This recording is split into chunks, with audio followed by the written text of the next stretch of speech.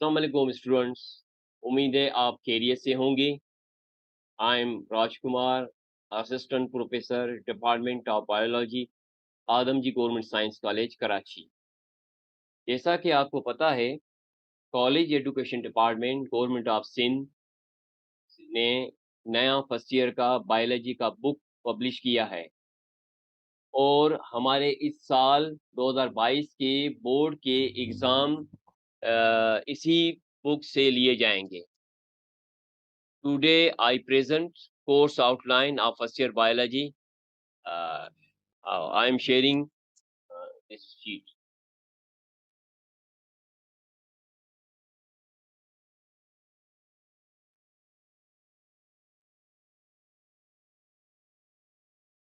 Biology first year 2022,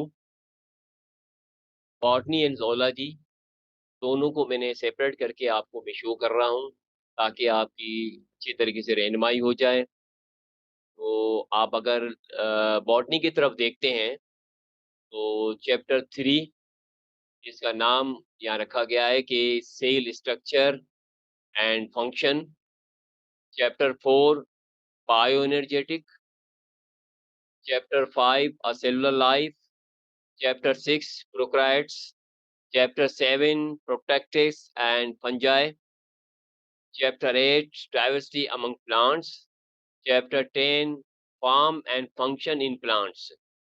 ये 7 के 7 chapter आपके जो हैं बॉटनी के साथ ताल्लुक़ रखते हैं और बॉटनी के पेपर में जो भी एग्ज़ाम आपका लिया जाएगा, इन्हीं 7 चैप्टर से ही आपके बोर्ड के एग्ज़ाम होंगे।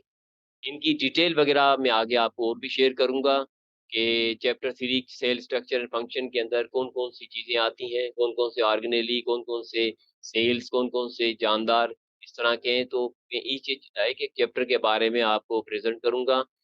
नेक्स्ट आपके पास जैसे जब हम ज़ूलॉजी की तरफ आते हैं, तो यहाँ पे भी अगर आप देखें तो चैप्टर 1 जिसका नाम रखा गया है biological molecules, chapter 2 enzymes, chapter 9 diversity among animals, chapter 11 holozoic nutrition, chapter 12 circulation, chapter 13 immunity, chapter 14 gaseous exchange. तो ये भी अगर आप काउंट करना चाहें तो ये भी आपके 7 चैप्टर हो जाते हैं।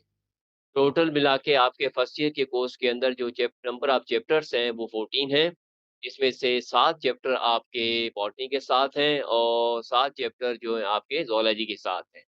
तो उन चैप्टर की अगर आप ऑर्डरिंग देखना चाहें तो मैं दोबारा एक दफ़ा आपको बता दूँगा कि जैसे चैप्टर 3, 4, 5, 6, 7, 8, 10 आपके जो 3 से लेके 8 तक कंटिन्यू है और 10, 9 इसमें नहीं है, वो ज़ूलॉजी के साथ है। 10 आपके पास फिर बॉटनी में आ जाता है और अगर आप ज़ूलॉजी की तरफ देखें तो चैप्टर 1, 2 और 9, 11, 12, 13 एंड 14 ये भी 7 चैप्टर हैं आपके। तो बॉटनी एंड ज़ूलॉजी का ये आपके कोर्स की आउटलाइन है।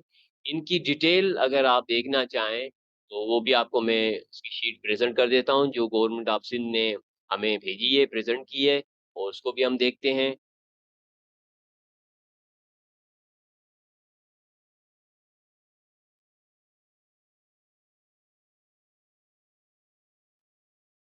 तो बेटा देखिए कि आपके पास ये जो आपके जो सामने शीट जो ओपन है, ये कोई मैंने नहीं बनाई, ये government of Sindh college education department ने हमें रिप्रेज़ेंट की है, ताकि आपकी अच्छे तरीके से रहनुमाई हो जाए। तो जैसे कि मैंने आपको बताया कि आपके पास जो चैप्टर वाइज़ जो डिस्कशन हो रही है, आपके इस कोर्स, आपके इस आउटलाइन में, जैसे अगर आप देखना चाहें तो हमने सबसे पहले यहाँ पे खोला ओपन किया हुआ है कि सेक्शन 1 जिसको इन्होंने नाम दिया हुआ है कि सेल बायोलॉजी। तो देखिए सेल बायोलॉजी के अंदर भी आपके कुछ चैप्टर्स हैं, जिसमें आपके बॉटनी, ज़ूलॉजी दोनों हैं यहाँ पे सेक्शन 1 के अंदर। तो जैसे कि अगर आप देखना चाहें कि आपका जो नंबर 1 चैप्टर है जिसको हम कहते हैं बायोलॉजिकल मॉलिक्यूल्स। अब देखिए अगर बायोलॉजिकल मॉलिक्यूल की जब हम बात करते हैं, तो उसमें सबसे पहले अगर आप देखें तो 1.1 लिखा हुआ है जिसको हम कहते हैं बायोलॉजिकल मॉलिक्यूल्स इन प्रोटोप्लाज़्म। मीन्स जो आपका जो सेल आपका जो प्रोटोप्लाज़्म है, उसमें जो बायोलॉजिकल मॉलिक्यूल्स होते हैं, वो कौन-कौन से हैं? तो उस बायोलॉजिकल मॉलिक्यूल के बारे में हम आपको बताएँगे भी। जैसे अगर आप देखना चाहें जो सेकंड नंबर पे हमने दिया 1.2 द इम्पोर्टेंस ऑफ वाटर दिया हुआ है टॉपिक यहाँ पे। इम्पोर्टेंस इन प्रोटोप्लाज़्म इन एनवायरनमेंट पानी की क्या अहमियत है प्रोटोप्लाज़्म की।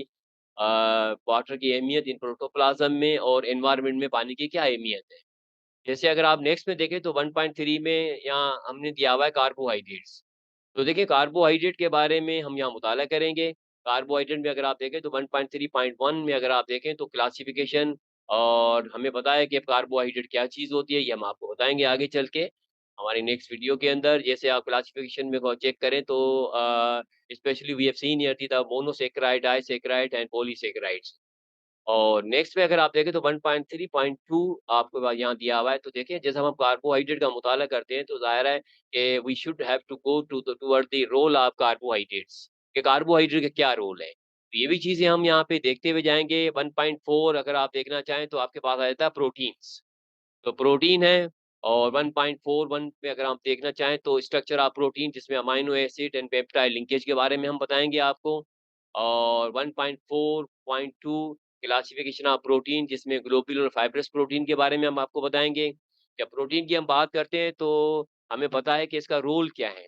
तो ये भी हमें देखना है कि रोल ऑफ प्रोटीन, जैसे हमने रोल ऑफ कार्बोहाइड्रेट देखा, इसी तरह से हम रोल ऑफ प्रोटीन को भी देखेंगे। और नेक्स्ट अगर आप देखना चाहें तो आपके पास जो हमने दिया हुआ है 1.5, जिसको हम कहते हैं लिपिड्स कहते हैं। लिपिड्स की अगर हम बात करें तो इसमें हमने दिया हुआ है क्लासिफिकेशन, जिसमें acyl glycerol, phospholipids, wax, terpenes. और देन हम देखेंगे कि 1.5, 1.2 में रोल ऑफ लिपिड्स, के लिपिड्स हैं तो उसका रोल क्या है? जैसे हमने प्रोटीन का रोल देखा, कार्बोहाइड्रेट का रोल देखा, इसी तरह से लिपिड्स के बारे में कि हम भी इनका रोल देखेंगे। 1.6 नेक्स्ट में अगर हम देखना चाहें तो आ जाता है आपके पास न्यूक्लिक एसिड। जैसा कि आपको पता है कि न्यूक्लिक एसिड हम छोटी-छोटी क्लासेस से पढ़ते हुए आ रहे हैं। और न्यूक्लिक एसिड में हमें पता है कि जिसमें न्यूक्लियोटाइड, फॉस्फोडीएस्टर बॉन्ड लीकेज, और इसके अलावा हम देखते हैं कि क्लासिफिकेशन ऑफ आरएनए, डीएनए। देखिए हम यहाँ पे जो डिस्कस करेंगे आरएनए और डीएनए के बारे में। 1.6.3 role of nucleic acid and nucleotide, जिसमें हम डीएनए, आरएनए, एटीपी, ठीक है, एनएडी और इन सब के बारे में हम उनका मुताला करेंगे। और देखिए न्यूक्लिक एसिड, न्यूक्लियोटाइड, उनका रोल क्या होता है। आखिर में हम इसी चैप्टर के अंदर जो दिया 1.7 दिया हुआ है कंजुगेटेड मॉलिक्यूल्स। कंजुगेटेड मॉलिक्यूल्स की जब हम बात करते हैं तो बायोलॉजिकल मॉलिक्यूल्स हैं आपके ये, जिसमें हम यहाँ देखते हैं कि ग्लाइकोलिपिड्स, ग्लाइकोप्रोटीन्स, लिपोप्रोटीन, न्यूक्लियोप्रोटीन्स, ये सारी चीज़ें आपकी इसी के अंदर आ जाती हैं। ये हो जाता है आपका चैप्टर 1 यहाँ पे। और हमें पता है कि ये चैप्टर आपका ज़ूलॉजी के साथ है, जो चैप्टर 1 हम कह चुके हैं आपको। नंबर 2 पे अगर आप देखें, तो आपका चैप्टर आ जाता है एंजाइम। ये भी हमें पता है कि ज़ूलॉजी है, ये मैं ऑलरेडी आपको बता चुका हूँ। तो एंजाइम्स, स्ट्रक्चर ऑफ एंजाइम के बारे में पढ़ेंगे हम यहाँ पे। स्टडी करेंगे, मैकेनिज़्म ऑफ एंजाइम एक्शन मुताला करेंगे और factor affecting the rate of enzyme action, जिसमें हम temperature, pH, enzyme concentration, substrate concentration, इनका क्या इफ़ेक्ट है। अगर टेम्परेचर है तो एंजाइम क्या काम कर सकते हैं, नहीं कर सकते हैं, टेम्परेचर बढ़ा, कम हुआ, पीएच की अगर कोई रद्द-बदल आती है तो, और एंजाइम कंसंट्रेशन की अगर कोई चेंजिंग आती है, तो फिर हम देखते हैं कि क्या एंजाइम काम कर सकते हैं या नहीं कर सकते हैं। ये सारी हम डिस्कस करेंगे जब हम इस चैप्टर को ओपन करेंगे। नेक्स्ट में अगर आप देखें तो 2.4 में दिया हुआ है एंजाइम इन्हिबिशंस। एंजाइम इन्हिबिशन की जब बात करते हैं तो कॉम्पिटिटिव या नॉन कॉम्पिटिटिव इन्हिबिटर्स होते हैं। और उसके अलावा लास्ट में हम इसमें इसी एंजाइम चैप्टर में हम देखते हैं क्लासिफिकेशन ऑफ एंजाइम। एंजाइम की हम क्लासिफाई करेंगे, कौन-कौन से एंजाइम इसमें आते हैं, क्या-क्या रोल है इनका, हम आगे चल के देखेंगे। चैप्टर 3 हम स्टार्ट करते हैं, जिसको हमने नाम दिया हुआ है कि सेल स्ट्रक्चर एंड फंक्शन। और ये चैप्टर हम ऑलरेडी आपको बता चुके हैं कि ये बॉटनी के साथ ताल्लुक रखते हैं ये। और जिसमें हमने सबसे पहले दिया हुआ है technique use in cell biology. कौन-सी टेक्निक्स हैं जो हम सेल बायोलॉजी में इस्तेमाल होती हैं। उसके बाद नेक्स्ट हमने दिया हुआ है cell wall and plasma membrane. We know very well cell wall and plasma membrane, these are the boundary wall of the cells. चाहे वो आपके अगर हम देखना चाहें, चाहे वो प्रोकैरियोटिक हों, चाहे वो यूकैरियोटिक हों, तो उसमें बाउंड्री वॉल्स आपकी नज़र आती हैं। नेक्स्ट में जब हम सेल की बात करते हैं, तो ज़ाहिर है आपके पास जो है प्रोटोप्लाज़्म आ जाता है। तो प्रोटोप्लाज़्म आ जाता है, तो हम इनकी जब बात करते हैं, तो इसी को अगर आप चेक करें, तो यहाँ पे हमने दिया हुआ है साइटोप्लाज़्म एंड ऑर्गेनेलिस। 3.4 में अगर आप चेक करें, तो हमने दिया हुआ है prokaryote and eukaryote. Prokaryote and eukaryote क्या चीज़ है ये? प्रोकैरियोट किसको कहते हैं, यूकैरियोट किसको कहते हैं? तो यूकैरियोट्स और प्रोकैरियोट्स, इनकी भी डिस्कशन करेंगे जब हम चैप्टर 3 को टच करेंगे, और यही चैप्टर आपका बॉटनी के साथ है। चैप्टर 4 आता है आपके बायोएनर्जेटिक। हम ऑलरेडी बता चुके हैं कि ये भी चैप्टर आपके जो हैं वो बॉटनी से ताल्लुक रखते हैं, जिसमें हम सबसे पहले बात करते हैं। ज़ाहिर है जब बायोएनर्जेटिक की बात आती है तो हम यहाँ पे 2 चीज़ों को अहम देखेंगे। एक तो आपके पास होती है फोटोसिंथेसिस, दूसरा हम रेस्पिरेशन देखेंगे। फोटोसिंथेसिस में हम क्या-क्या चीज़ें देखेंगे, जिसमें हमने बताया कि रोल ऑफ लाइट देखेंगे, रोल ऑफ फोटोसिंथेटिक पिगमेंट देखेंगे, absorption spectrum and action spectrum देखेंगे। और role of carbon dioxide, role of water, mechanism of photosynthesis. तो हमें पता है कि हम छोटी-छोटी क्लासेस से पढ़ते हुए आ रहे हैं कि अगर फोटोसिंथ का प्रोसेस होता है तो उसमें कौन-कौन सी चीज़ें ज़रूरी हैं और अगर ये नहीं होंगी तो फिर फोटोसिंथ नहीं होगा। ज़ाहिर है जब फोटोसिंथ का नाम आ जाए तो आपको क्या-क्या चीज़ें देखनी है, हमें पता है कि लाइट को देखना है, हमें क्लोरोफिल को देखना है, हमें कार्बन डाइऑक्साइड को देखना है, हमें वाटर को देखना है। और फिर हमें पता है कि photosynthesis not a simple process, is a complicated process. और ये सारी चीज़ें हम मुताला करेंगे कि मैकेनिज़्म ऑफ फोटोसिंथेसिस ये। दूसरी बात इसमें आती है रेस्पिरेशन, जिसको हम कहते हैं सेलुलर रेस्पिरेशन। तो हमें पता है कि respiration is the most important. आपके पास एक प्रोसेस है, जैसे आपके पास फोटोसिंथेसिस है, इसी तरह से जिसमें एरोबिक और एनारोबिक रेस्पिरेशन का मुताला करेंगे हम, मैकेनिज़्म ऑफ रेस्पिरेशन देखेंगे, सिंथेसिस ऑफ एटीपी देखेंगे कि हमें पता है कि जब रेस्पिरेशन होगी तो उसकी जो रिज़ल्ट है, वो हमें एटीपी होती है। तो how ATP is formed here और किस प्रोसेस से बनती है, तो इसके सब के बारे में हम डिस्कस करेंगे। जब हम रेस्पिरेशन की बात करते हैं तो इसी के अंदर एक और रेस्पिरेशन आती है जिसको हम कहते हैं फोटो रेस्पिरेशन कहते हैं। तो ये फोटो रेस्पिरेशन का भी हम मुताला करेंगे। यही चैप्टर आपका बायोएनर्जेटिक आपका एंड हो जाता है और ये बॉटनी के साथ है ये। नेक्स्ट हम चलते हैं आपके पास सेक्शन 2 हम स्टार्ट करते हैं। जैसे हमने सेक्शन 1 को तो हमने देख लिया यहाँ पे। सेक्शन 1 के अंदर कुछ बॉटनी के चैप्टर थे और कुछ ज़ूलॉजी के थे। लेकिन जो सेक्शन 2 है जिसका हमने नाम रखा हुआ है बायोडायवर्सिटी। तो देखिए बायोडायवर्सिटी की जब बात आती है तो सबसे पहले चैप्टर 5 जो इसके अंदर आता है जिसको हम कहते हैं असेलुलर लाइफ। असेलुलर लाइफ आपके पास ये बायोडायवर्सिटी के अंदर ये जो चैप्टर है, जिस जानदार का हम बात करेंगे, जिसके बारे में हम डिस्कस करेंगे आगे चल के हमारी वीडियोज़ में, इसी बुक को हम मुताला करते जाएँगे, तो आप वहाँ पे देखेंगे कि ये जो सेलुलर लाइफ है, कि वैसे जनरली अगर हम देखते हैं तो हम कहते हैं कि unit of life that's the cell है। सेल है तो फिर ज़िंदगी है। तो आप देखें कि लेकिन जब हम इतनी रिसर्च करते हैं और जब हम एवोल्यूशन की तरफ जाते हैं, जब हम मुताला करते हैं, तो हमें ऐसी-ऐसी चीज़ें नज़र आती हैं कि जो गॉड ने हमें जो रिप्रेज़ेंट की हुई है, कि ऐसी चीज़ें हैं कि हमारी बायोलॉजी भी वहाँ पे एंड हो जाती है। हम सोचते हैं कि अब करें क्या हम? जैसे ऐसे भी जानदार हैं, जिसमें अगर हम देखना चाहें तो आपके पास जो ऐसे जानदार जिनके पास सेल ही नहीं है और वो सेल के बने हुए ही नहीं हैं। तो देखिए जब इस तरह के जानदार आ जाएँ तो हम कहते हैं कि अगर सेल है तो लाइफ़ है। लेकिन यहाँ पे हम कन्फ्यूज़ हो जाते हैं, क्योंकि कुछ जानदार ऐसे भी आ जाते हैं जो हम जिसको कहते हैं असेलुलर लाइफ़ कहते हैं, जैसे नॉन सेलुलर हैं ये। तो उसमें आपके पास सबसे जो टॉप प्रायोरिटी पे नाम आता है वो आपके पास है वायरस है। तो देखिए जब हम वायरसेस की बात करते हैं तो यहाँ पे आ जाता है कि discovery and structure, parasitic nature of virus, life cycle of bacteriophage, life cycle of HIV. हमें पता है कि एचआईवी वायरस जो एड्स की स्प्रेडिंग में हेल्प करते हैं, that's the cause of the AIDS हम जिसको कहते हैं। और आगे चल के अगर हम देखें तो हमने दिया हुआ है कि वायरल डिसीज़ेज़, जिसको हम कहते हैं hepatitis, herpes, polio, leaf curl virus disease of cotton. और इसके अलावा हम इसी वायरस के साथ-साथ हम बात करते हैं प्रियंस की और वायराइड्स की। इसमें उसके स्ट्रक्चर, उसके example of disease caused by pen here, ये सारी डिस्कस करेंगे हम चैप्टर आपके 5 के अंदर जिसको हम कहते हैं एसेलुलर लाइफ़ कहते हैं और ये बॉटनी के साथ ताल्लुक़ रखते हैं। चैप्टर 6 आपका आ जाता है जिसको हम कहते हैं प्रोकैरियोट्स कहते हैं। देखिए जब हम बात करते हैं प्रोकैरियोट्स की, तो ज़ाहिर है आपके पास सेल की 2 तरह हमें सेल नज़र आते हैं। एक तो प्रोकैरियोट्स होते हैं, दूसरे यूकैरियोट्स होते हैं। तो चैप्टर 6 के अंदर आपके जितने भी जानदार हैं, वो सारे आपके प्रोकैरियोट्स हैं, वो चैप्टर 6 में हमने रख दिया है और ये बॉटनी के साथ ताल्लुक़ रखती है ये। देखिए वैसे अगर देखा जाए तो सारे चैप्टर आपके बायोलॉजी के साथ हैं। तो ऐसे नहीं है कि अगर कोई बॉटनी के साथ चैप्टर है तो वो ज़ूलॉजी के साथ, लेकिन हमारे कोर्स की आउटलाइन के अंदर हमने इनको सेपरेट करके रखा हुआ है। तो चैप्टर 6 जब हम प्रोकैरियोट को देखते हैं तो उसमें हमने बताया कि taxonomy of prokaryotes, archaea, bacteria, ecology, diversity और structure, shape and size of bacteria, mean सारी बैक्टीरिया की बात हो रही है ये, बैक्टीरिया की बात हम कर रहे हैं। Modes of nutrition in bacteria, growth and reproduction in bacteria, importance of bacteria, beneficial, harmful, we know very well the bacteria they are our friend and fools हम जिसको कहते हैं, हमारे दोस्त भी हैं, हमारे दुश्मन भी हैं। इनसे हमें काफ़ी हमें फ़ायदे भी हासिल होते हैं और इससे नुकसानात भी होते हैं।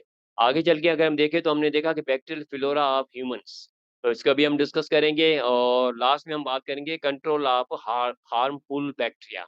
अगर हार्मफुल बैक्टीरिया है तो हम उसको कैसे कंट्रोल करें? हम अपनी प्लांट, अपने एनिमल, हम अपने आप को कैसे बचाएँ इन बैक्टीरिया से? कैसे कंट्रोल करें? ताकि हम जो ये जो डिफरेंट डिज़ीज़ हो रही हैं, आपके जो अपेक्षा जो मेन काज़ होता है, तो हम उससे कैसे हमें बचाया जाए, हम कैसे बचें इनसे? तो ये सारे हम डिस्कस करेंगे चैप्टर 6 के अंदर and belong to the botany sections here. Now next one the chapter 7 और जिसको हम कहते हैं प्रोटोक्टिस्टा एंड फंजाई। देखें ये आपके पास वो चैप्टर है चैप्टर 7 हमने दिया हुआ है, ये भी आपके पास प्लांट के साथ ताल्लुक रखते हैं, मीन ये बॉटनी के साथ ताल्लुक रखते हैं। इसमें प्रोटैक्स की हम बात करते हैं, तो इसमें हमने सबसे पहले लिखा हुआ है कि एवोल्यूशनरी रिलेशनशिप। नंबर 2 पे हमने लिखा हुआ है मेजर ग्रुप ऑफ प्रोटिस्ट जिसमें प्रोटोज़ोआ, अल्जाए, माइक्सोमाइकोटा, ओमाइकोटा और general characteristic of fungi, diversity among fungi जिसमें डाइवर्सिटी अमंग फंजाई की जब बात आती है, तो ज़ाहिर है हम क्लासिफिकेशन की बात करते हैं। ये कोर्स हमें पता है कि ओल्ड के अंदर भी ओल्ड कोर्स के अंदर भी सारी चीज़ें डिस्कस कर चुके हैं हम पहले, जिसमें ज़ाइगोमाइकोटा, एस्कोमाइकोटा और बेसिडियोमाइकोटा और लास्ट में इसी फंजाई का जब हम मुताला करते हैं, तो ज़ाहिर है हम यहाँ पे देखते हैं कि इम्पोर्टेंस ऑफ फंजाई, लास्ट में हम इम्पोर्टेंस ऑफ फंजाई जिसमें हम देखेंगे कि they are useful as well as harmful to the man, to the plant, to the animals here. और फिर हम आ जाते हैं नेक्स्ट पे कि चैप्टर 8 के ऊपर जिसको हम कहते हैं diversity among plants. Diversity among plants की जब बात आती है तो देखिए कि हम पहले भी इस तरह के जो प्लांट्स हैं हम उनका मुताला कर चुके हैं छोटी-छोटी क्लासेस के अंदर। तो देखिए डाइवर्सिटी अमंग प्लांट ये प्लांट का नाम आता है तो ज़ाहिर है ये आपके बॉटनी के साथ है ये। तो सबसे पहले हम यहाँ बात करते हैं कि 8.1 के अंदर जो दिया हुआ है जिसको हम कहते हैं evolutionary origins of plants. Number 2 पे हम बात करते हैं कि नॉन वेस्कुलर प्लांट्स। जैसे कि अगर आप देखना चाहें कि हम अपने प्रीवियस कोर्स के अंदर ये कर चुके हैं कि आपका जो प्लांटी है वो आपका वेस्कुलर, नॉन वेस्कुलर बेसिस पे हमने जो है वो 2 तरह की तक़सीम की हुई है। जैसे नॉन वेस्कुलर प्लांट है जिसमें हमें पता है कि ब्रायोफाइट्स आ जाते हैं, जिसमें जनरल कैरेक्टरिस्टिक का हम मुताला करेंगे। और उसके बाद हमने बताया कि 8.3 में सीडलेस वेस्कुलर प्लांट, कि ऐसे भी वेस्कुलर प्लांट हैं जिसमें बीज नहीं होते, सीड्स के बगैर होते हैं और उनके जनरल कैरेक्टरिस्टिक का हम मुताला करेंगे। और नेक्स्ट में हम देखेंगे 8.3.1 में अगर आप देखें तो ज़ाहिर है आपके पास ये जो वेस्कुलर प्लांट्स हैं, जिसमें एक तो हम एवोल्यूशन ऑफ लीव्स का मुताला करेंगे और सीड प्लांट्स का मुताला करेंगे और उसके अलावा हम देखना चाहें तो एवोल्यूशन ऑफ सीड्स का मुताला करेंगे। और आखिर में इसी चैप्टर के अंदर हमें पता है कि एक अहम ग्रुप होता है और उस ग्रुप का मुताला करते हैं कि उन प्लांट को हम 2 तरह के तक़सीम कर जैसे हम पहले इसको कहते थे स्पर्मोप्सिडा कहते थे, कि ऐसे प्लांट जो सीडेड प्लांट हैं और वो सीडेड प्लांट में जिम्नोस्पर्म, एंजियोस्पर्म आ जाते हैं। तो जिम्नोस्पर्म आपके पास जिसका जनरल कैरेक्टरिस्टिक का मुताला करेंगे, हमें पता है कि ये जिम्नोस्पर्म क्या है, नॉन फ्लावरिंग प्लांट है, लेकिन सीडेड हैं। लेकिन जब हम एंजियोस्पर्म की बात करते हैं, तो उसमें जनरल कैरेक्टरिस्टिक को अगर आप देखना चाहें, उसकी लाइफ साइकिल को मुताला करना चाहें, एंजियोस्पर्म हमें पता है कि जिसको हम कहते हैं कि ये सीडेड प्लांट होते हैं और प्लस ये फ्लावरिंग प्लांट्स होते हैं। फ्लावर्स भी होते हैं एंजियो और सीड भी होते हैं। लेकिन जिम्नोस्पर्म में फ्लावर्स नहीं होते, सीड्स होते हैं। फ्लावर्स की जगह पे एक सब्स्टिट्यूट दिया हुआ है जिसको हम कहते हैं कोन्स कहते हैं। देखा होगा आपने जिसको हम कहते हैं male cone and female cone जिसको हम कहते हैं पाइनस, डियोडर, सिडार्स इस तरह के जो प्लांट्स आपके सारे इसी के अंदर आ जाते हैं। चैप्टर 9 का हम मुताला करेंगे कि चैप्टर 9 का हमने नाम रखा हुआ है कि डाइवर्सिटी अमंग एनिमल्स। जैसे हम डाइवर्सिटी इन प्लांट में चेक करते हैं, तो इसी तरह से डाइवर्सिटी हम एनिमल में भी चेक करते हैं। तो जैसे वहाँ पे हम different type of the plants का मुताला करते हैं, डिफ लाइफ साइकिल का मुताला करते हैं। इसी तरह से जब हम एनिमल की तरफ आ जाते हैं, तो diversity among animal belong to the zoology section और जिसमें 9.1 यहाँ पे दिया हुआ है कि कैरेक्टरिस्टिक ऑफ एनिमल। अगर एनिमल है, तो एनिमल की क्या ख़ुसूसियात हैं? इसी तरह से प्लांट है तो प्लांट की क्या ख़ुसूसियात है, ये जनरल कैरेक्टर्स होते हैं। और आगे चल के अगर हम 9.2 को देखना चाहें तो क्राइटेरिया फॉर एनिमल क्लासिफिकेशन। देखिए जब हम एनिमल को क्लासिफाई करते हैं तो उसके क्या क्राइटेरिया हमने बनाया हुआ है, उन क्राइटेरिया को हम मुताला करेंगे, उनको देखेंगे। और 9.3 में हमने दिया हुआ है कि इनवर्टिब्रेट्स और उसके बाद दिया वर्टिब्रेट्स। हमें पता है कि जब हम एनिमल का मुताला करते हैं तो छोटी-छोटी क्लास में हम पढ़ते हुए आ रहे हैं, स्टडी करते हुए आ रहे हैं कि जानदार जो हैं वो 2 तरह के होते हैं। एक होते हैं इनवर्टिब्रेट्स, दूसरे होते हैं वर्टिब्रेट्स। लेकिन वो किस बेसिस पे होते हैं? वो इन्हीं बेसिस पे होते हैं कि जो रीढ़ की हड्डी होती है जिसको हम कहते हैं वर्टिब्रल कॉलम कहते हैं, बैकबोन कहते हैं। कि ऐसे जानदार जिनमें बैकबोन नहीं है तो हम उनको इनवर्टिब्रेट्स कहते हैं। और जिनके पास ये बैकबोन मौजूद है, वर्टिब्रल कॉलम मौजूद है, रीढ़ की हड्डी मौजूद है, हम उसको कहते हैं वर्टिब्रेट्स कहते हैं। तो देखें हमने जो जानदारों को क्लासिफ़ाई किया हुआ है इनवर्टिब्रेट वर्टिब्रेट्स हियर। इसी तरह से हमने इससे पहले जो चैप्टर 8 को हमने देखा कि प्लांट को हमने जो क्लासिफ़ाई किया था वो वेस्कुलर टिश्यूज़ की बुनियाद पे किया था, जाइलम एंड फ्लोएम की बुनियाद पे किया था। तो यहाँ पे हम रीढ़ की हड्डी की बुनियाद पे हम इनको 2 तरह के एनिमल्स में तक़सीम कर दें। आपके पास सेक्शन 3 आ जाता है। देखिए, जब आप सेक्शन 3 का मुताला करते हैं तो नाम यहाँ लिखा हुआ है लाइफ प्रोसेस। तो देखिए, जब लाइफ प्रोसेस की बात आती है तो ज़ाहिर है हम यहाँ पे जो लाइफ प्रोसेस यहाँ पे एनिमल में भी होती है, प्लांट में भी होती है। लेकिन यहाँ स्पेशली जो लिखा हुआ है चैप्टर 10 के अंदर के form and function in plants. ज़ाहिर है ये जो आपका जो ताल्लुक रखता है आपके बॉटनी सेक्शन के साथ। तो यहाँ पे अगर आप चेक करें तो 10.1 दिया हुआ है न्यूट्रिशन इन प्लांट, प्लांट की क्या ग़िज़ाइयत है, न्यूट्रिशन की बात करेंगे। 10.2 के अंदर आप देखें तो gases exchange in plants, plant में गैसेज़ एक्सचेंज कैसे होती है और उसके अलावा जो इम्पोर्टेंट चीज़ है इसके अंदर जो समझने की चीज़ है वो है ट्रांसपोर्ट इन प्लांट, कि प्लांट के अंदर ट्रांसपोर्ट कैसे होती है। जैसे अगर हम एनिमल के अंदर ट्रांसपोर्ट चेक करते हैं तो हमारे यहाँ ब्लड होता है, ब्लड वेसल्स होती हैं, आर्टरीज़, वेन्स, कैपिलरीज़ ये इन्वॉल्व होती हैं।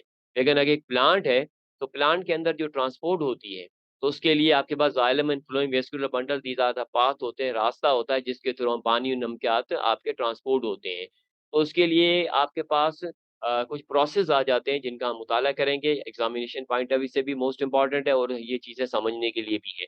जैसे 10.3.1 को अगर आप चेक करें तो सबसे पहले लिखा हुआ है कि आपके पास के अपटेक ऑफ वाटर। देखिए, uptake of water by roots and pathways. कहते हैं कि अगर पानी आपके पास अब जब ये रूट के थ्रू आ जाता है, तो उसके बाद ये कैसे ऊपर जाता है, नीचे से ऊपर के हिस्सों तक और वो हम देखेंगे वो रास्ता हमें चेक करना है। ज़ाहिर है वो रास्ता कौन-सा होता है, ज़ाइलम हमें पता है कि xylem is the part of the vascular tissues here. इसी तरह से नेक्स्ट पे अगर आप चेक करें तो असेंट ऑफ सेप। कि आपके पास जो पानी और नमकियात जो सेप है वो कैसे असेंड करता है? आपके नीचे से प्लांट के जब ये पानी ज़मीन से रूट में आ जाता है, हमें पता है कि plant they are the long plants over a 200-300 feet long plants. How every each and every part of the plant to get the sufficient amount of water and minerals कैसे पहुँचता है? वो कौन-सी फोर्सेस हैं? तो वो कौन से रास्ते हैं? वो हम डिस्कस करेंगे आपके एसेंट ऑफ सेप के अंदर डिस्कस करेंगे। इसी तरह से आपके पास नेक दिया हुआ है कि opening and closing of stomata. देखिए, जब opening and closing of stomata की बात आती है तो हमारा हमारा अगर अब इंटेंशन चला जाता है ये अपना ट्रांसपायरेशन की तरफ। तो ट्रांसपायरेशन भी आप मुताला कर चुके हैं यहाँ पे कि पानी कैसे लॉस होगा, कैसे एक्सेस अमाउंट ऑफ वाटर पानी से रिलीज़ होगा, वो स्टोमेटा के थ्रू ही होता है, वो भी हम देखेंगे। उसके बाद हमें पता है कि जब नेक्स्ट आ जाता है translocation of organic matter. Organic matter की मीनिंग है कि आपके पास जो प्लांट है, हमें पता है कि उनके पास पत्ते होते हैं और वो they are involve in the formation of food by the process of photosynthesis और फूड आपके पास जो तैयार होता है, फूड की जो तैयारी होती है, वो पत्तों के अंदर होती है। तो देखिए, सिर्फ़ पत्तों को ग़िज़ा की ज़रूरत नहीं है, तो मीन आपके जो रिमेनिंग पार्ट हैं, जैसे रूट है, स्टेम है, ब्रांचेज़ हैं, फ्लावर्स हैं, फ्रूट्स हैं, other parts of the plant they also require the food. तो देखिए, पत्तों से आपके पास जो ग़िज़ा है वो आपकी ट्रांसपोर्ट होती है। हम उस प्रोसेस को वैसे कहते हैं ट्रांसलोकेशन कहते हैं, तो वो भी इसी के अंदर है। इसी तरह से 10.4 में दिया हुआ है होमियोस्टेसिस इन प्लांट्स। तो देखिए, अगर होमियोस्टेसिस इन प्लांट के अंदर होमियोस्टेसिस कैसे होता है, उसका बैलेंस कैसे होता है, जिसमें थर्मो रेगुलेशन का मुताला करेंगे, ऑस्मोटिक एडजस्टमेंट का मुताला करेंगे। नेक्स्ट में दिया हुआ है कि सपोर्ट इन प्लांट्स। देखिए, सपोर्ट इन प्लांट्स में हम बात करते हैं कि वो कौन-सी सपोर्टिव स्ट्रक्चर है प्लांट के अंदर, जो प्लांट हमें इतना मजबूत नज़र आता है। जैसे हर्बेशियस प्लांट को देखें, वुडी प्लांट को देखें, ज़ाहिर है उसमें टिश्यूज़ होंगे, उसको हम देखेंगे। नेक्स्ट में हम देखते हैं कि growth and development plant, plant की ग्रोथ कैसे होती है, डेवलपमेंट कैसे होती है। जैसे आपने पढ़ा हुआ है, स्टडी की भी है कि जैसे छोटी-छोटी क्लास में प्राइमरी ग्रोथ होती है, लेकिन जैसे-जैसे हम आगे चल जाते हैं तो चलते जाते हैं तो हमें एक सेकेंडरी ग्रोथ भी नज़र आती है, वो सारी चीज़ें इसी के अंदर है। उसके बाद हम देखते हैं कि टिश्यूज़ फॉर ग्रोथ कौन से टिश्यूज़ इन्वॉल्व होते हैं, ग्रोथ के लिए रिस्पॉन्सिबल हैं, जिसमें हमने यहाँ नाम लिखा हुआ है एपिकल एंड लेटरल मेरिस्टम्स। इसी तरह से नेक्स्ट में अगर हम चेक करना चाहें तो प्राइमरी एंड सेकेंडरी ग्रोथ, ये दोनों ग्रोथ होती हैं प्लांट के अंदर। प्राइमरी ग्रोथ होती है प्लांट की लंबाई के लिए और सेकेंडरी ग्रोथ होती है प्लांट की विड्थ, उसकी जो चौड़ाई जो इंक्रीज़ होती है वो सेकेंडरी ग्रोथ की वजह से होती है और उसके लिए ख़ास किस्म के कुछ टिश्यूज़ होते हैं, उसकी भी हम बात करेंगे जब हम इस चैप्टर को ओपन करेंगे। इसी चैप्टर के अंदर आगे दिया हुआ है कि growth response in plants, plants के अंदर जो ग्रोथ रिस्पॉन्स है वो कैसे होती है। तो देखिए, अगर हम नेक्स्ट में देखना चाहें जिसमें दिया हुआ है कि प्लांट ग्रोथ रेगुलेटर्स, ज़ाहिर है वो हार्मोन हैं यहाँ पे और जियोट्रॉपिज़्म, फोटोट्रॉपिज़्म कैसे होता है, फोटोपिराडिज़्म कैसे होती है, वर्नलाइज़ेशन की हम बात करेंगे, ये सारे आपके आ जाते हैं, मोस्ट इम्पोर्टेंट आपके टॉपिक हैं और जिसको हम कहते हैं form and function in plant, ये सारी चीज़ें आ जाती है चैप्टर 10 के अंदर और ये बॉटनी के साथ ताल्लुक रखती हैं। उसके बाद चैप्टर 11 आ जाता है जिसको हम कहते हैं होलोज़ाइक न्यूट्रिशन। देखें, यहाँ बात आती है न्यूट्रिशन की, लेकिन आ जाती है होलोज़ाइक। होलोज़ाइक है तो ये चैप्टर आपका एनिमल के साथ ताल्लुक रखता है। तो मीन ये ज़ूलॉजी है ये आपका ये। चैप्टर 11 ज़ूलॉजी है जिसमें होलोज़ाइक न्यूट्रिशन का मुताला देखेंगे, एलिमेंट्री कैनाल का मुताला देखेंगे, स्ट्रक्चरल फंक्शनल डिटेल पे हम देखेंगे यहाँ पे और रोल ऑफ एक्सेसरी ग्लैंड्स जैसे आपके पास जो लिवर एंड पैंक्रियाज़ है, इनका क्या रोल होता है, ह्यूमन बॉडी के अंदर, इंसान की बॉडी के अंदर, इन सारी चीज़ों को हम देखेंगे। उसके अलावा कुछ डिसऑर्डर्स होते हैं जो रिलेटेड होते हैं आपके फूड हैबिट्स के साथ, आपके डाइजेस्टिव सिस्टम के साथ, जिसमें आपने देखा होगा कि अल्सर के बारे में बात होती रहती है, फूड पॉइज़निंग के बारे में, डिस्पेप्सिया, ओबेसिटी, मोटापा जो होता है, एनोरेक्सिया नर्वोसा और बुलिमिया नर्वोसा, इस तरह के जो प्रॉब्लम्स हैं, ये डिसऑर्डर हैं जो आपके न्यूट्रिशन के साथ ताल्लुक रखते हैं और ये हम चैप्टर 11 में बात करेंगे, ये सारा ज़ूलॉजी में आएगा। चैप्टर 12 आपके पास आ रहा है जिसको हम कहते हैं सर्कुलेशन कहते हैं। देखिए, सर्कुलेशन की बात आती है तो यहाँ पे हम बा हमारा इशारा चला जाता है ब्लड की तरफ, कि आपके बॉडी के अंदर जो ब्लड है, उसकी सर्कुलेशन होती है। ज़ाहिर है उस सर्कुलेशन में आपके पास हार्ट का जो मेन इन्वॉल्वमेंट हम देखते हैं। एक आपके पास मशीन होती है, तो आपके ब्लड को सप्लाई करने के लिए। लेकिन उस ब्लड के अंदर सिर्फ़ ब्लड ब्लड नहीं है, इसमें आपकी ग़िज़ा भी है, आपकी ऑक्सीजन भी है और बहुत सारी इम्पोर्टेंट चीज़ें होती हैं जो आपके बॉडी की ग्रोथ के लिए, बॉडी को मेटाबॉलिज़्म के लिए, बॉडी को मेंटेन करने के लिए चीज़ें होती हैं, वो आपका ब्लड जाके सप्लाई होता है पूरी बॉडी के अंदर और वो हार्ट के थ्रू ही हम देखते हैं। इसी तरह से इसी में हम यहाँ देखेंगे हार्ट, स्ट्रक्चर ऑफ हार्ट देखेंगे, passage of blood through heart, heart beat देखेंगे, उसका कंट्रोल कैसे होगा और उसके अलावा इलेक्ट्रोकार्डियोग्राम हम यहाँ देखेंगे, ब्लड वेसल्स के भी हम मुताला करेंगे जिसमें आर्टरीज़, कैपिलरीज़, वेन्स ये सारी चीज़ें आएँगी और नेक्स्ट में अगर हम देखें तो वेस्कुलर पाथवे भी हम देखेंगे कौन से रास्ते हैं और rate of blood flow in blood vessels, blood pressure और मेजरमेंट हम यहाँ ये सारी चीज़ें देखेंगे आपके सर्कुलेशन चैप्टर 4 के अंदर जो आपके पास ज़ूलॉजी में आता है। उसके अलावा और भी रिमेनिंग चीज़ें इसी चैप्टर के अंदर जब हम बात करते हैं कि आपके इसी सर्कुलेशन के अंदर, तो आ जाता है कि कार्डियोवैस्कुलर डिसऑर्डर जैसे डाइजेस्टिव डिसऑर्डर होते हैं, इसी तरह से कार्डियोवैस्कुलर डिसऑर्डर भी होते हैं, जिसमें थ्रोम्बोसिस है, हार्ट प्रॉब्लम्स हम देखेंगे और कॉज़ एंड डायग्नोसिस जिसमें एंजियोग्राफी का मुताला देखेंगे, एंजियोग्राफी क्या चीज़ है, सुनते रहते हैं हम ये और ट्रीटमेंट जिसमें हम coronary bypass, angioplasty, open heart surgery and prevention और इसी चैप्टर में लास्ट में हम बात करेंगे हाइपरटेंशन का मुताला करेंगे और जिसमें cause, related disease, prevention, lymphatic system of man ये सारी चीज़ें आपकी आ जाती है चैप्टर 12 के अंदर आ जाते हैं और ज़ूलॉजी के साथ हैं। उसके बाद जो आ जाता है आपके पास चैप्टर 13 आ जाता है इम्यूनिटी। देखें ये वो चैप्टर है जो अगर आप देखना चाहें कि आप देखें कि हम ऐसी एनवायरनमेंट के अंदर हम घूमते रहते हैं। आप जो है ना वो पानी का इस्तेमाल करते हैं, आप ग़िज़ा यूज़ करते हैं, आप एयर लेते हैं और ऐसी पॉल्यूटेड एनवायरनमेंट के अंदर मौजूद हैं आप। तो देखें कि बहुत सारे जरासीम आपकी बॉडी में दाखिल हो जाते हैं। जब ये दाखिल तो हो जाते हैं लेकिन आप ऐसे बीमार नहीं होते जिस तरह के आपके बॉडी में जरासीम दाखिल होते हैं। अगर ये जरासीम आपकी बॉडी में दाखिल होते रहें और आप जो है ना रोज़-बरोज़ बीमार होते हैं तो इसकी mean it mean to the lead to the death here लेकिन ऐसे होता नहीं है, कभी-कभार आप बीमार होते हैं। उसका रीज़न ये है कि आपकी बॉडी के अंदर एक आर्मी बैठी हुई है जिसको हम कहते हैं डिफेंस मैकेनिज़्म सिस्टम कहते हैं और वो डिफेंस मैकेनिज़्म सिस्टम जिसको हम कहते हैं इम्यूनिटी कहते हैं कि आपकी हम ये कहते हैं कि आपकी इम्यूनिटी वीक है, आपकी इम्यूनिटी की स्ट्रांग है, इस तरह से हम बात करते रहते हैं।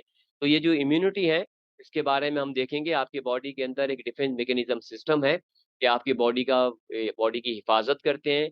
जितने भी जरासीम आपकी बॉडी में दाखिल होते हैं, उन सब से आपके पास कुछ सेल्स होते हैं बॉडी के अंदर जिसमें हम बात करेंगे आगे चल के लिम्फोसाइट सेल्स होते हैं, टी लिम्फोसाइट, बी लिम्फोसाइट्स इस तरह के होते हैं जो आपकी बॉडी की हिफाज़त करते हैं और जरासीम को किल कर देते हैं, उसका खात्मा करते हैं और आप सेहतमंद रहते हैं, हिफाज़त में रहते हैं। जिसमें हम बात करेंगे फर्स्ट लाइन ऑफ डिफेंस जिसमें skin, digestive tract, air passageway, second line of defence जिसमें हम नॉन स्पेसिफिक डिफेंस का बात करेंगे और killing cells of blood, protective proteins कौन से होते हैं, इन्फ्लेमेटरी रिस्पॉन्स क्या चीज़ होती है और टेम्परेचर रिस्पॉन्स क्या चीज़ है, ये सारी चीज़ें हम देखेंगे इसी इम्यूनिटी के अंदर। और इसी में हम आगे चल के बात करेंगे जैसे फर्स्ट लाइन, सेकंड लाइन को हमने चेक किया तो थर्ड लाइन ऑफ डिफेंस भी होती है, उसको हम कहते हैं स्पेसिफिक डिफेंस कहते हैं। और इनबॉर्न और एक्वायर्ड इम्यूनिटी भी हम यहाँ देखेंगे और cell mediate and antibody mediate immunity भी देखेंगे, disorders of immunity system allergies allergies जिसमें auto immune disease, transplant rejections ये सारी चीज़ों का मुताला करेंगे आपके इसी चैप्टर के अंदर। फिर हम आ जाते हैं आपके फर्स्ट ईयर के लास्ट चैप्टर के अंदर जिसका हमने नाम दिया हुआ है चैप्टर 14 जिसको हम कहते हैं गैसियस एक्सचेंज कहते हैं। देखिए गैसेज़ एक्सचेंज ये भी चैप्टर आपके पास जो है वो ज़ूलॉजी के साथ ताल्लुक रखते हैं। जिसमें हम बात करेंगे कि रेस्पिरेटरी सिस्टम ऑफ मैन और जिसमें हम देखेंगे air passageway and lungs, mechanism of transport of gases और respiratory volume, transport of gases, transport of oxygen, transport of carbon dioxide, respiratory disorders, upper respiratory infections ये भी हम यहाँ देखेंगे, लोअर रेस्पिरेटरी इन्फेक्शन भी हम यहाँ देखेंगे, जिसमें आपके पास pneumonia, emphysema, pulmonary tuberculosis, lung cancer, ये सारी चीज़ें आपकी आ जाती हैं चैप्टर 14 में जिसको हम कहते हैं गैसीय रिएक्शन कहते हैं और ये ज़ूलॉजी के साथ रहता है। देखिए ये आपका जो फर्स्ट ईयर का जो न्यू बुक है, अगर आप इसको देखें तो बड़ा इंटरेस्टिंग बुक है ये और इसमें कोई ऐसी बोरिंग चीज़ नहीं है। आप अगर जब इसको देखते हुए जाएँगे तो जैसे ही चैप्टर 14 जो दिए हुए हैं, आपके जो चैप्टर 7 जो बॉटनी के साथ है, चैप्टर 7 बाकी जो रिमेनिंग 7 है वो ज़ूलॉजी के साथ है। तो आपके कंप्लीट 14 चैप्टर हो चुके हैं ये। तो इसी 14 चैप्टर के अंदर मैंने उसकी जो दोनों को अलग-अलग सेपरेट करके आपको शो कर दिया है। जैसे पहली शीट के अंदर और इसी के अंदर इसी यहाँ पे हमने जो दिया हुआ है इसकी डिटेल दी हुई है। और सारी डिटेल अगर आप शुरू से आखिर तक देखेंगे तो आपको ये सारी चीज़ समझ में आ जाएँगी।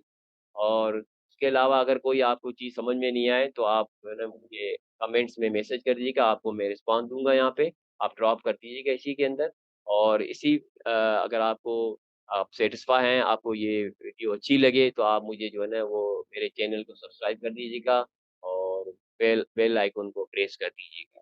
ठीक है, अल्लाह